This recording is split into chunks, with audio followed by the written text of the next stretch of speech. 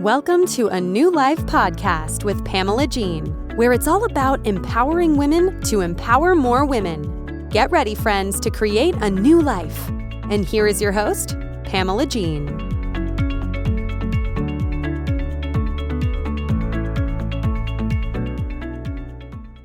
Hello, my friends, and welcome to this week's episode of A New Life podcast. I am Pamela Jean, your host, and thank you so much for being here.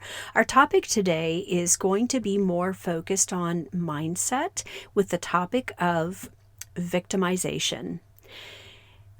That's a deep topic, you guys. That's such a deep topic. I think every single one of us know of someone, whether it's a family member or a friend, that has chosen to stay in the victim mindset. If we're honest with ourselves, there's always been, there's times in your life where you have been a victim of something. Something's happened to you that are out of your control, that you have no choice, you had no decision over whatsoever. It's something that happened to you. And then we have a decision to make. We have a choice to make as to whether or not we are going to be a victim of the thing that happened to us. So this is a deep topic. And through this conversation today, I hope that I share some pathways of growth for you, healing and understanding.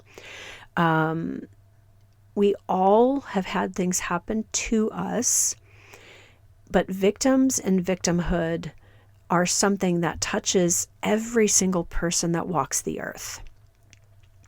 Today, I want to talk about some facts about victimization and explore the feelings that come with being a victim and contemplate some of the philosophy and the ideas behind it. So let's start with some facts. Victimization comes in many, many forms, from physical violence, like if you're walking to your car after leaving the mall or a store and someone grabs your purse and runs off or beats you up and steals from you. That's physical violence and victimization. Or if you're in an abusive relationship with someone and your boyfriend or husband is physically abusing you, that's physical violence. There's emotional manipulation as well.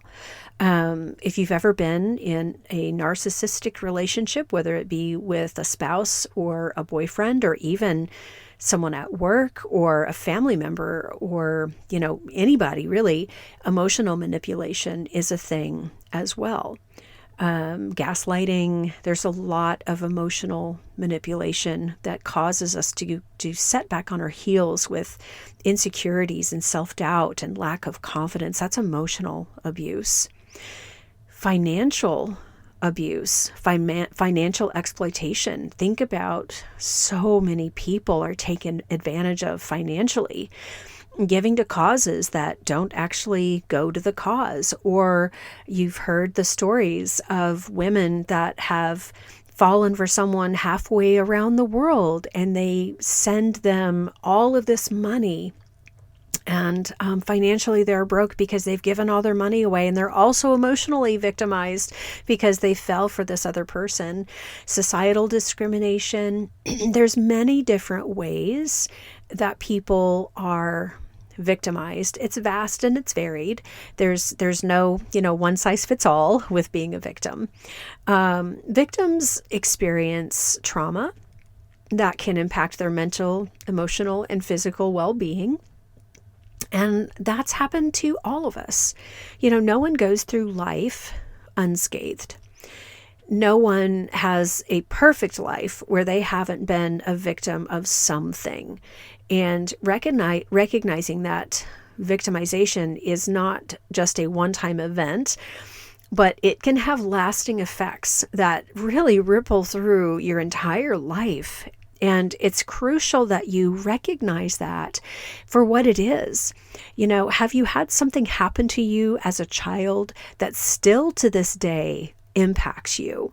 You know, if you were someone who was a victim of ridicule, which could be a societal discrimination where you're reading in front of your class because the teacher called on you and you're in the second grade and you're not very good at reading and the entire class laughs at you, you will never forget how that feels.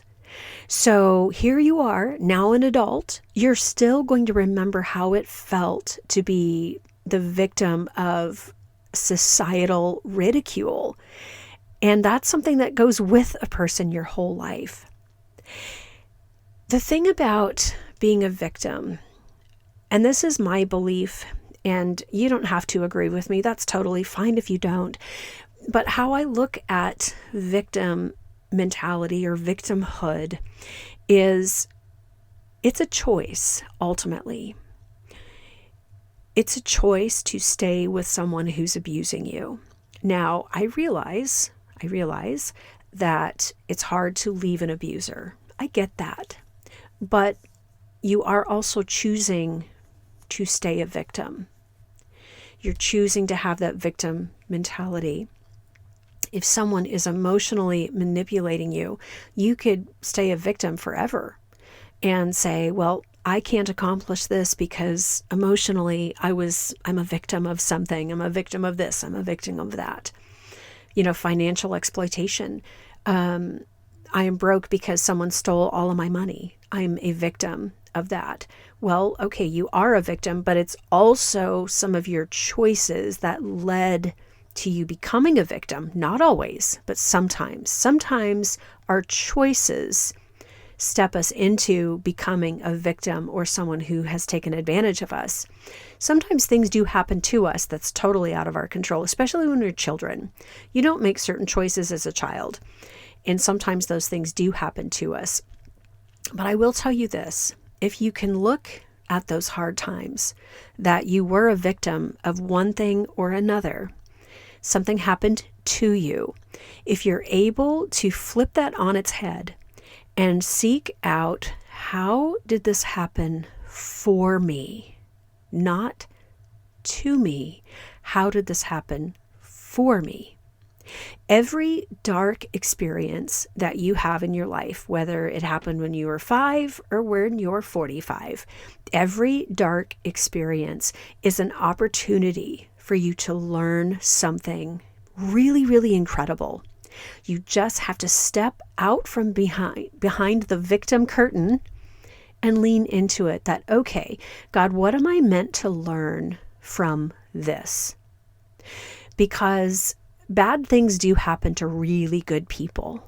You know, when I was a kid growing up, there was a family who, they were not wealthy people by any means. They struggled to make ends meet. And I think there were, 5 or 6 kids.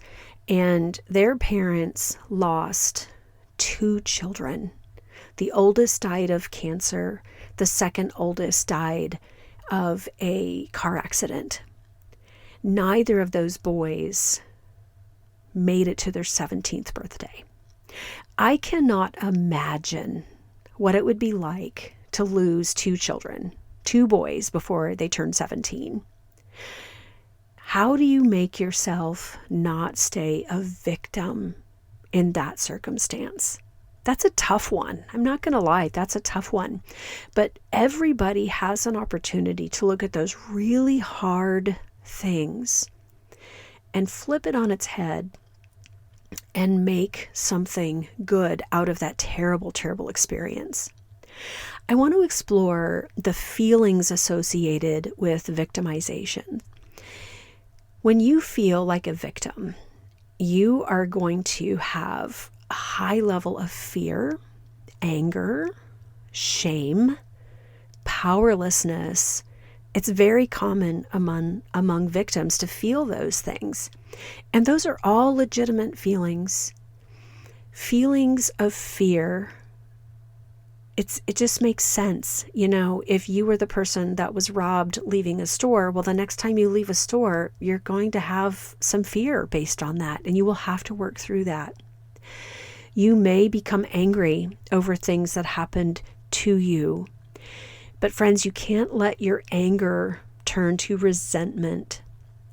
If you allow, it's okay to feel the anger, to be angry and feel mad. That, of course, absolutely feel what you feel and acknowledge it, but just don't let it take control of your life and turn into resentment.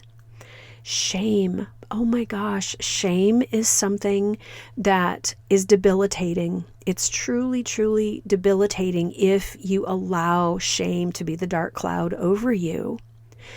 Shame is something that is directly related to something you did, not something that someone did to you. So if you're walking with shame or feeling ashamed today, I want you to think about this. Am I feeling shame because of something I did? Or am I feeling shame for something that someone else did to me? Friends, we can't carry somebody else's shame. If someone did something to you that is so incredibly embarrassing and hard and truly, truly hard, don't carry the shame for someone else. That's not yours to carry. It's theirs to carry. So if you're feeling shame or guilt or something like that, you need to eradicate that, because guilt and shame will absolutely keep you handcuffed, and you have to get rid of that. Those emotions, fear, anger, shame, guilt, makes us feel so powerless. These emotions can be overwhelming and debilitating. They can lead to isolation, hopelessness, depression, unhappiness, all of those things. It's so important to remember that feelings are not permanent unless we choose for them to be permanent. With support, understanding, victims can navigate their emotions and reclaim their sense of empowerment and their sense of strength. You don't have to stay a victim. You don't have to carry somebody else's shame, and you don't have to feel guilty for something someone else did to you. Keep in mind, when you stay in the victim mindset, it is ultimately your choice to do so. So think about that, okay? Now, I want to wrap it up with kind of, I guess it would be the philosophy of victimization. How do you understand and respond to victimhood as individuals? Is victimization an inevitable part of life, part of the human experience? Or can we work towards a place where you can minimize or eradicate victimization? You know, these are really challenging questions that take a lot of reflection and just examination of ourselves. But by looking into your beliefs, your attitudes and behaviors, you can cultivate empathy, compassion, and a pathway through victimization. You don't have to stay a victim. You're not always in control of what other people do to you and around you. That is so, so true. You're not in control of those things. But your response to other people is your responsibility. And sometimes you may have to go to a therapist, go to a counselor, go to a therapist, hire a coach to help you walk through that. Being a victim of a violent crime, or even just something that is a little bit smaller on the emotional scale, you may need help walking through that. You may need someone to lock arms with you and walk you through that. Don't try to handle it on your own, because it's heavy, and it's too heavy most times. And the longer you keep it on the inside, the more it's going to impact you. So set yourself free from the victim mentality, and remember, you're not in control of what other people do to you, but your response to that is your responsibility. And don't forget to get help. If you need help, get help. Don't hesitate. When I coach clients, I walk them through things that make them feel victimized, whether it's been something with a spouse or children or parents or whatever it is, we can walk through those things. And sometimes you do need to get a counselor or a therapist. We all have different roles: coaching, counseling, therapy. We all have different roles in your life. And depending on your circumstance, one of those options may be perfect for you.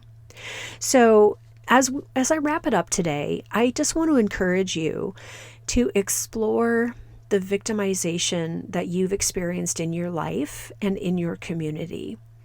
And by shedding a light on this for yourself, you can work towards eradicating the victim mindset in your own life. And when you've done that for yourself, that opens up the capacity for you to help eliminate that for everyone in your community, where everyone feels safe, valued, and heard. But it starts with you, because if you are stuck in the victim mindset, everyone you meet is going to be stuck right there with you, because there's power in your own emotions and will exude that to other people. So eradicate the victimization in your own life to be able to help everyone you meet feel differently about being a victim, feel safe, valued, and heard.